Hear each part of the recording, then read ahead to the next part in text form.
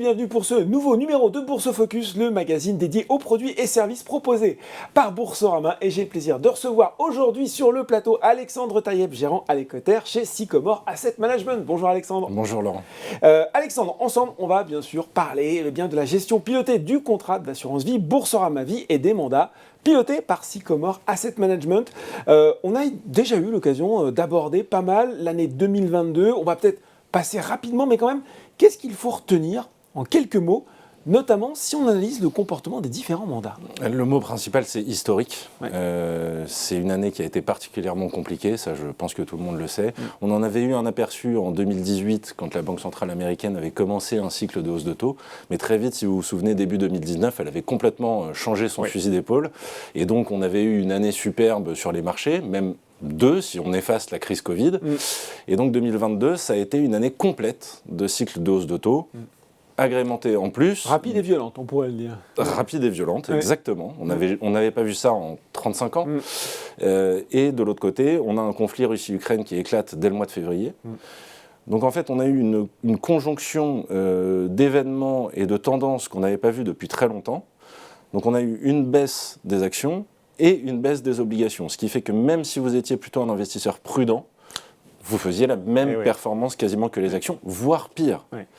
Donc ça, c'est complètement inédit. Si vous faites un graphique avec toutes les années en abscisse la performance des actions et en ordonnée la performance des obligations, vous vous rendez compte que 2022 est tout seul dans son coin.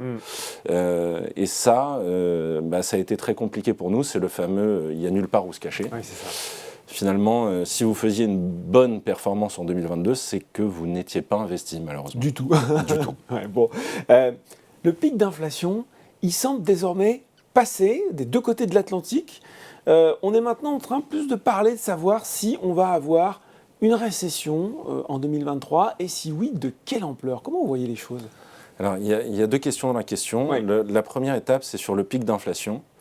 Effectivement, l'inflation semble accélérer de moins en moins vite. C'est ça. Maintenant, il faut faire attention.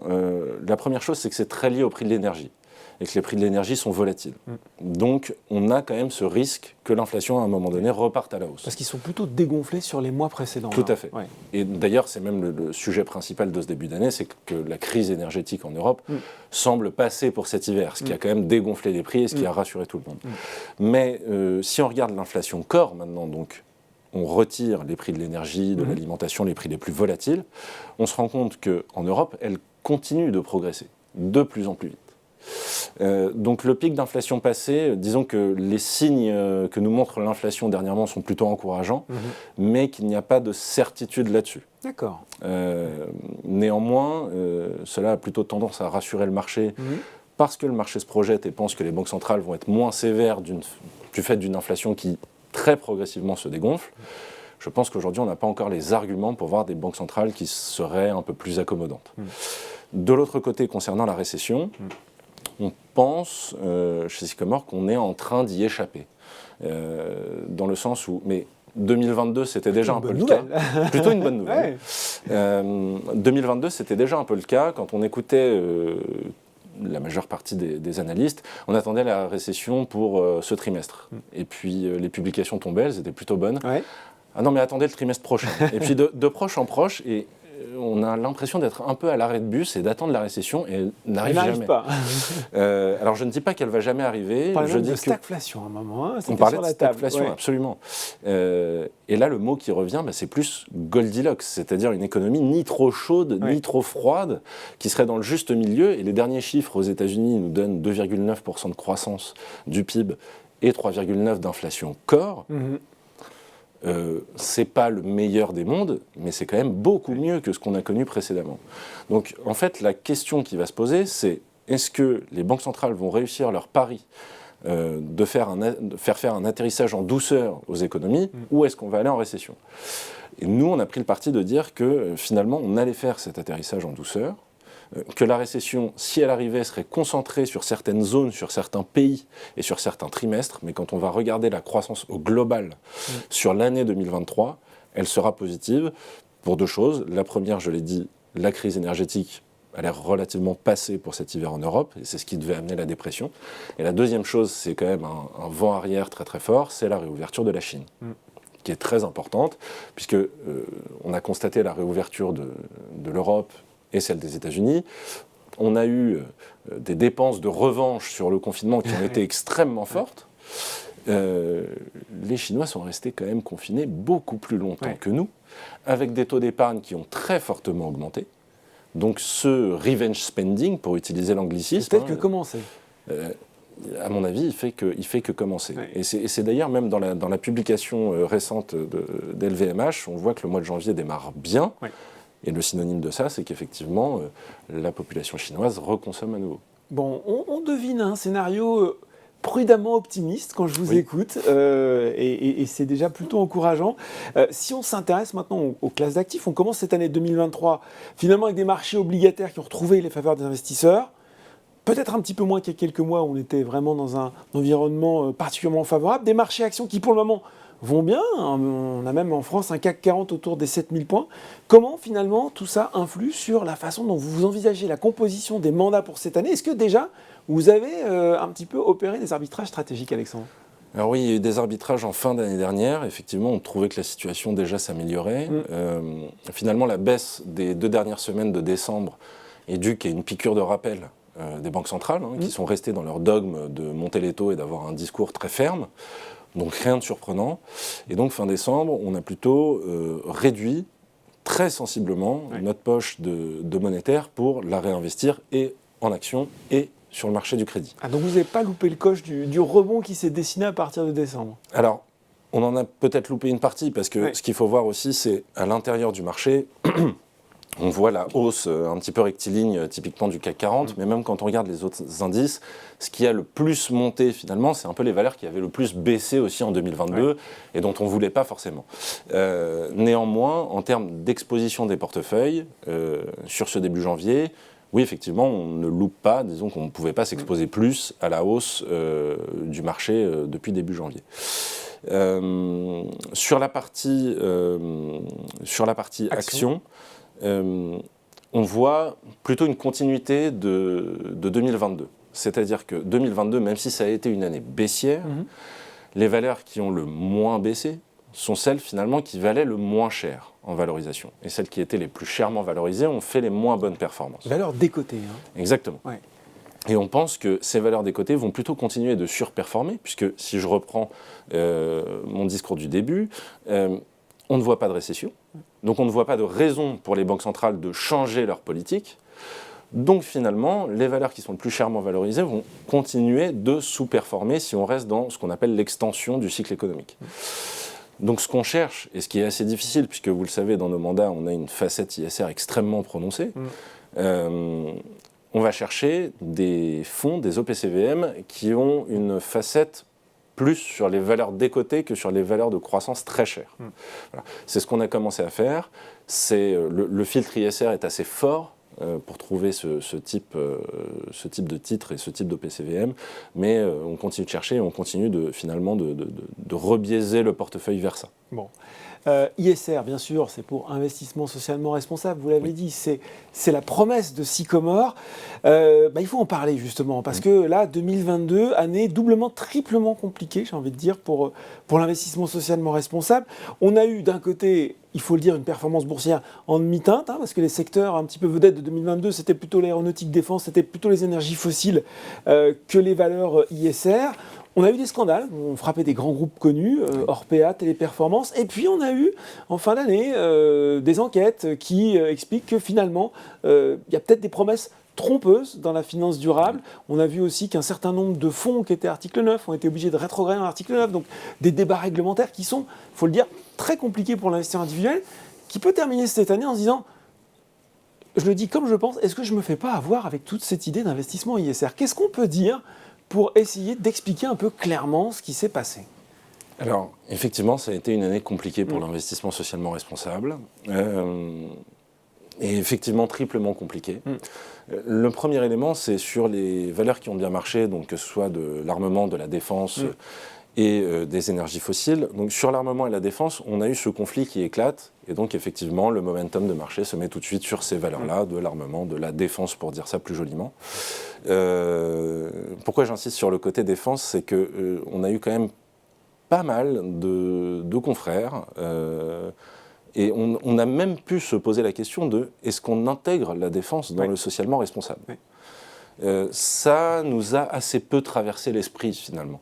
Ça reste un secteur qui... Vous voulez dire une espèce d'exercice qui consiste à dire la défense n'est pas l'attaque, c'est ça ? Exactement. Il pourrait y avoir une vertu éthique de la défense quelque part. Exactement. Le problème, c'est que vous savez que les sociétés sont en général de grosses machines qui font plein de choses, qui ont plein de business en même temps. Et donc, c'est très difficile de suivre finalement le parcours d'une arme, d'un système de défense. Donc, on ne sait pas où ça va atterrir. Et donc, c'est plutôt pour nous un secteur qui est facteur d'instabilité géopolitique que de stabilité géopolitique. Donc, on ne l'a pas mis, et effectivement, ça a bien marché. Typiquement, une valeur comme Thales a très très bien fonctionné. Mais c'était essentiellement lié au conflit. La deuxième chose, c'est sur les énergies fossiles. Et là, il faut bien comprendre de quoi on parle. On est dans une période de transition énergétique. Alors, c'est peut-être un mot barbare qui englobe plein de choses, mais il faut bien insister sur le mot transition. On est sorti du Covid, on a eu tous une demande d'énergie très forte. Et on a essayé de faire cette transition énergétique. Finalement, les pouvoirs publics l'ont fait un petit peu à l'envers, en essayant de limiter la production de ces énergies fossiles. Sauf qu'on en a besoin, et que les solutions du renouvelable, elles ne sont pas toutes prêtes à être utilisées de façon générale, de façon globale. Et on rajoute l'intermittence qui pose encore pas mal de problèmes. Exactement. Et donc, finalement, plus de demandes et une production limitée, ça vous fait augmenter le prix. Donc, oui, quelque part, on n'est pas surpris que les valeurs des énergies fossiles aient bien fonctionné. C'est juste que dans nos convictions de socialement responsables, on préfère investir à long terme sur les énergies renouvelables que sur les énergies fossiles. Donc en fait, finalement, l'investisseur, la question qu'il doit se poser, c'est pas est-ce que je me fais avoir ? Nous, on fait ce qu'on dit. La question, c'est à quel point mes convictions sont ancrées pour que je puisse accepter une performance inférieure dans cette période sur de transition. Sur un laps de temps. Exactement, mais qui peut durer 3 ans. Ça peut durer 3 ans. Mais nous, à long terme, on fait le pari des énergies renouvelables. On se remet en question aussi assez souvent, mais les pouvoirs publics le font aussi, puisque typiquement, des énergies comme le gaz, le nucléaire sont maintenant inscrits dans la taxonomie comme énergie propre. Donc ça demande aussi des reconsidérations au niveau de l'investissement. Tout ça n'est pas figé. C'est pas figé. Et on réfléchit en permanence à comment être le plus irréprochable possible, même si ce ne sera jamais parfait. Sur les deux autres aspects que j'évoquais, à la fois les enquêtes de presse et puis les scandales, est-ce que ça, c'est des choses, là aussi, comment vous les vivez en tant que gérant ISR ? Alors, c'est assez difficile à vivre, ça fait beaucoup de travail déjà. Le